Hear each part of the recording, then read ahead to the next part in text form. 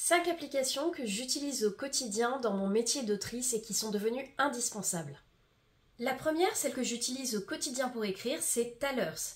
Alors Thalers, c'est une application que j'utilise depuis quelques mois seulement, mais j'en ai testé pas mal depuis les 9 années que j'écris et pour l'instant, c'est celle qui me convient le mieux. En fait, Thalers me permet d'écrire à la fois sur mon ordinateur et sur mon téléphone, même si j'utilise peu cette deuxième fonctionnalité, et surtout me permet d'organiser mes fichiers un petit peu à la façon de Scrivener, si tu es familier de ce logiciel, sauf que je déteste Scrivener, déjà parce que j'écris sur PC et que l'interface est absolument immonde, et personnellement, moi j'ai besoin d'être à l'aise visuellement parlant quand j'écris. En fait, Thalers me permet de découper mes scènes comme je le souhaite pour après les regrouper sous un même document, les exporter sous Word par exemple, me permet d'insérer des visuels. Je suis quelqu'un d'assez visuel, donc des fois il m'arrive de créer ou de repérer des images de ma scène, donc je peux l'intégrer directement dans mon fichier Thalers. Ensuite, il y a une fonctionnalité de reformulation qui est de l'intelligence artificielle.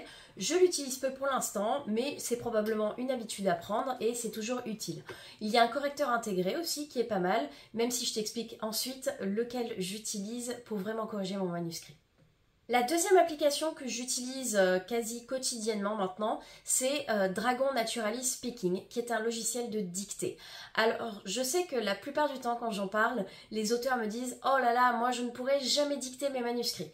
J'étais comme vous au départ, l'idée même de dicter ne me plaisait pas du tout, j'ai la plupart de mes idées qui me viennent en tapant et pourtant en fait je me suis aperçue au fur et à mesure que c'était plus une habitude. La dictée, c'est pas quelque chose qui vient naturellement quand on est habitué à taper, mais petit à petit, c'est un état d'esprit dans lequel on se met et ça devient tout aussi facile que taper au bout d'un moment et les idées me viennent tout autant que quand je tape. Je dirais même qu'il y a des moments où je préfère taper et d'autres où je préfère dicter. Donc en fait, la dictée ne vient pas remplacer totalement mon clavier, mais par moment m'aide à notamment me débloquer quand je suis sur certaines scènes où je n'arrive pas à avancer. Ça me permet également de gagner énormément de temps puisqu'on dicte plus vite qu'on ne tape, enfin c'est mon cas. Et donc pourquoi Dragon? Parce que je peux personnaliser le logiciel, c'est-à-dire lui apprendre des mots que je suis la seule à utiliser ou que j'utilise de façon récurrente. Quand je dis que je suis la seule à utiliser, c'est par exemple un prénom qui va être un peu original et que la plupart des logiciels de dictée ne connaissent pas. Le logiciel aussi apprend au fur et à mesure ma voix, mes intonations et s'améliore. Ensuite, le troisième logiciel que j'utilise de façon quasi quotidienne, c'est Antidote. Antidote, c'est un correcteur surpuissant qui me permet de détecter bien sûr les fautes d'orthographe et de grammaire, même si là, comme tous les correcteurs, connaître les règles reste la solution la plus facile pour corriger, puisque même si Antidote va souligner des erreurs, parfois il y a une règle bien précise qu'il faut connaître pour s'apercevoir que ce n'est pas une erreur. Mais Antidote va surtout me servir quand je vais avoir besoin de quelqu'un pour détecter les répétitions, détecter peut-être un moment où il y a une série d'adverbes qui est un peu trop longue ou des erreurs de typographie telles des doubles espaces, des espaces insécables qui manquent avant les points d'interrogation, etc. Ensuite, un logiciel dont je ne pourrais absolument plus me passer, c'est Notion. Notion, c'est un logiciel qui me permet d'organiser mes idées et d'avoir de nombreuses bases de données qui regroupent tout mon travail. Je l'utilise aussi bien pour l'écriture, pour mes idées de livres, pour mon organisation au quotidien, ma comptabilité, ma liste de choses à faire, l'organisation de mes déplacements en salon, etc. Toute ma vie est dans Notion. En plus, ça me permet de collaborer avec des personnes extérieures, donc par exemple avec mon assistante pour tout ce qui est comptabilité. Ce n'est pas un outil que vous allez utiliser du jour au lendemain en mettant toute votre vie dedans. Moi, ça fait bien 4-5 ans que je l'utilise et je le personnalise petit à petit.